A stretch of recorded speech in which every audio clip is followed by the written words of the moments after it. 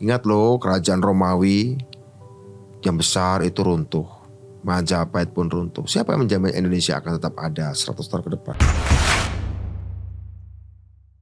Rencananya sudah bagus, yang dilakukan Pak Budiman juga dibutuhkan keberanian untuk membangun jembatan itu, ya kan? Tapi sayangnya tidak semua rencana berjalan seperti kenyataan. Gak apa-apa, saya pernah gitu juga sih. Jembatannya akhirnya dibakar oleh satu pihak, ya kan? Dan akhirnya udah sekarang malah jadi pemecatan okay, dari gak apa-apa. surat. Pertanyaan saya dari sejak pertama kali Pak Budiman mendeklarasikan ingin mendukung Pak Prabowo bulan Agustus berarti ya.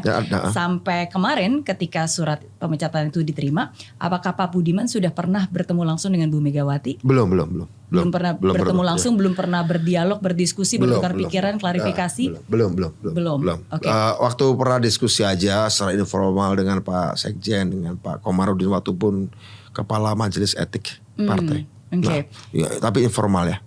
Iya. Nah, sekarang kalau Pak Budiman berkenan, kalau saya memberikan kesempatan untuk Pak Budiman berbicara, anggap aja sekarang Bu Megawati sedang menonton video ini. Saya yakin pasti mungkin bisa juga tersampai ke Bu Megawati. Apa yang Pak Budiman ingin sampaikan langsung kepada Bu Megawati? Yang mau saya sampaikan adalah saya kan orang yang pernah berkali-kali ikut acara partai, mendengarkan pidato Bu Mega. Saya ingat pernyataan-pernyataan beliau mengesankan, saya tidak mencari pemimpin. Saya tidak mencari presiden, saya mencari pemimpin. Apa bedanya presiden dan pemimpin? Kalau presiden itu orang gajian, dapat uang pensiun, dia paling berpikir 5 tahun sekali. Tapi kalau pemimpin berpikir 50 tahun ke depan, 100 tahun ke depan. Ingat loh, kerajaan Romawi yang besar itu runtuh. Majapahit pun runtuh. Siapa yang menjamin Indonesia akan tetap ada 100 tahun ke depan? Itu salah satu pidato yang beliau sampaikan di Rakernas.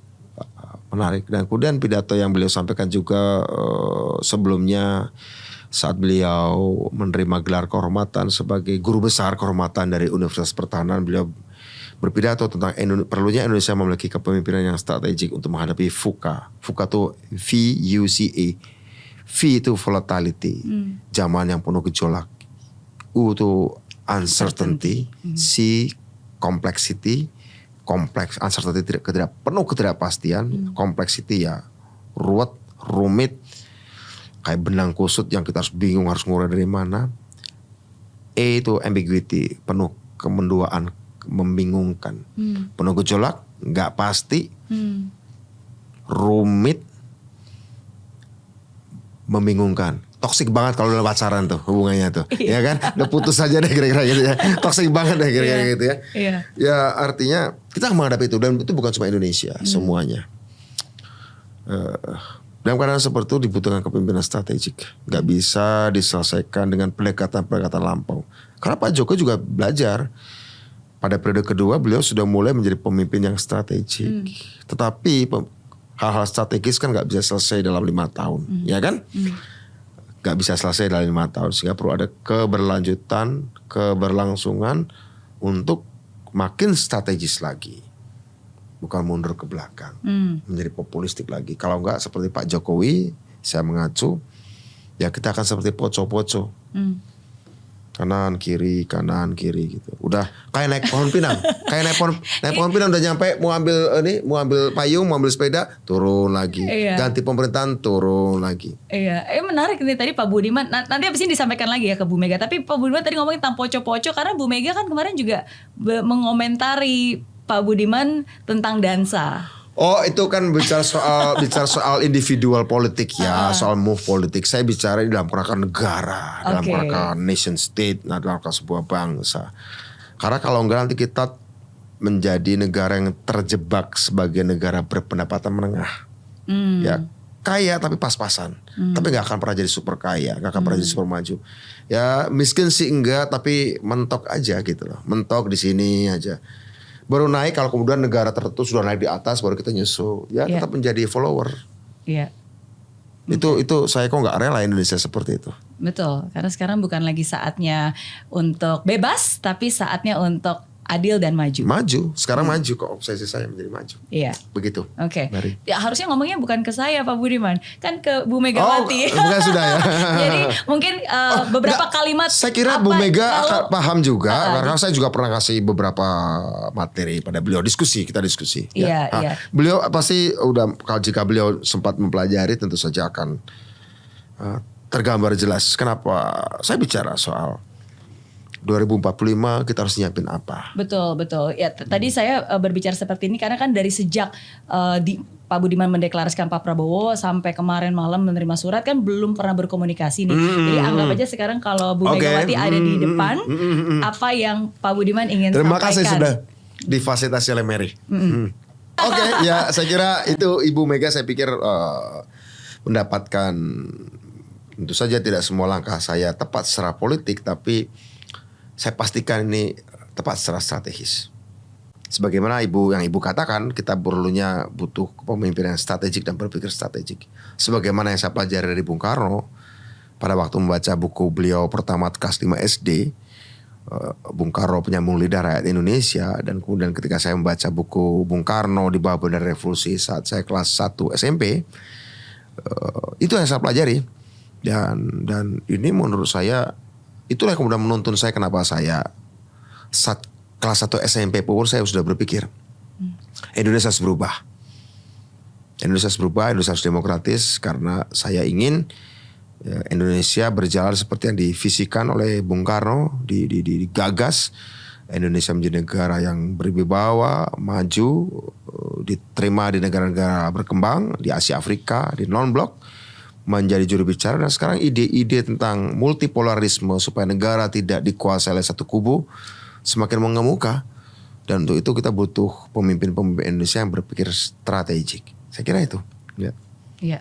Ya. Terima kasih Pak Budiman. Terima kasih. Iya, karena saya mengutip kalimat dari Pak Budiman sendiri. Apa tuh? Bahwa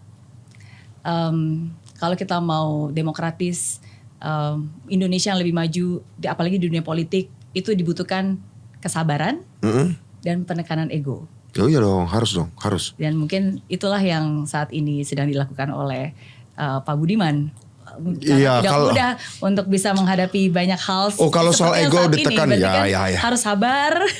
Karena saat ini mungkin belum banyak orang yang bisa mengerti dan melihat apa sih sebenarnya sedang diperjuangkan oleh Pak Budiman. Ya sama seperti dulu juga kan, awalnya nggak ngerti, pada akhirnya 98 cuma 2 tahun ngerti kan, begitu ya. Iya. Takes time, nggak usah nunggu 20 tahun ternyata bisa lebih cepat. Betul, Ya. betul. Kalau Pak Ganjar dan Pak Prabowo belum bisa dipersatukan saat ini.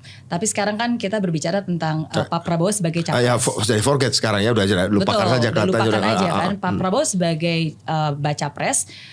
Tapi ada banyak juga nih pengusung-pengusung calon wakil presiden, yang juga sebenarnya mau dan juga diusung. Yang sebenarnya ini nama-nama yang besar ya. Contohnya ada Pak Erick Thohir yang diusung oleh PAN. Ada Gus Muhaimin, PKB. betul. Ada juga Pak Erlangga Hartarto. Itu yang dari tim koalisi. Dan di luar koalisi pun masih ada Bu Yeni Wahid, masih ada Ibu Khofifah. Nah, kalau menurut penilaian dan pengamatan Pak Budiman, kira-kira dari nama-nama tadi yang mana yang paling tepat atau paling cocok untuk mendampingi Pak Prabowo? Yang jelas harus latar belakang sipil. Semuanya sipil ya. Latar belakang sipil, dan saya pikir saya belum melakukan dalam tanda kutip pengamatan terhadap mereka gitu ya. Belum banyak melakukan pengamatan pada mereka, sehingga better saya tidak memberikan komentar dulu. Begitu. Oke. Bagaimana kalau misalnya Pak Prabowo sendiri meminta Pak Budiman menjadi wakil presiden beliau? Gitu unthinkable ya. Tapi gini, kalau berbicara soal apakah meminta saya kira ini saya nggak pernah bicara soal jabatan bahkan. Ya, tapi kalau misalnya beliau meminta, bakal diterima nggak menjadi wapres beliau?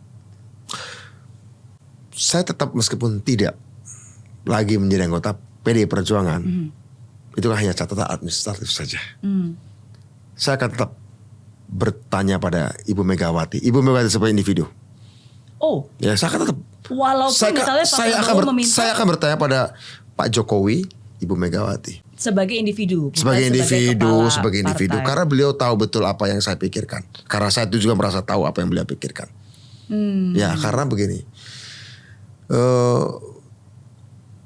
Bukan sebagai ketua partai ya, tapi sebagai putri Bung Karno. Iya. Sebagai putri Bung Karno yang belajar. Dari Pak Jokowi juga akan saya bertanya. Ya, sebagai pertimbangan.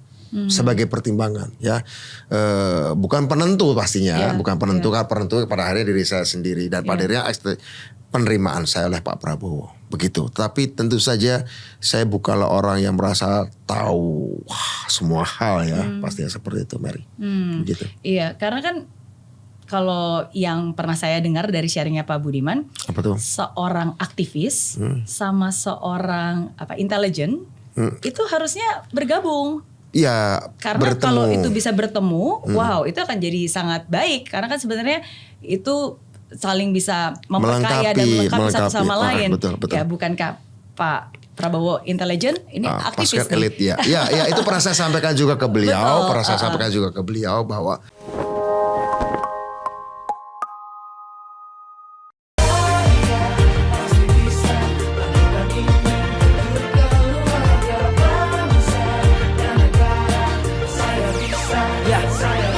laksana bumi tanpa hujan, hidup tanpa tujuan, kering dan mati tanpa hijaunya tumbuhan.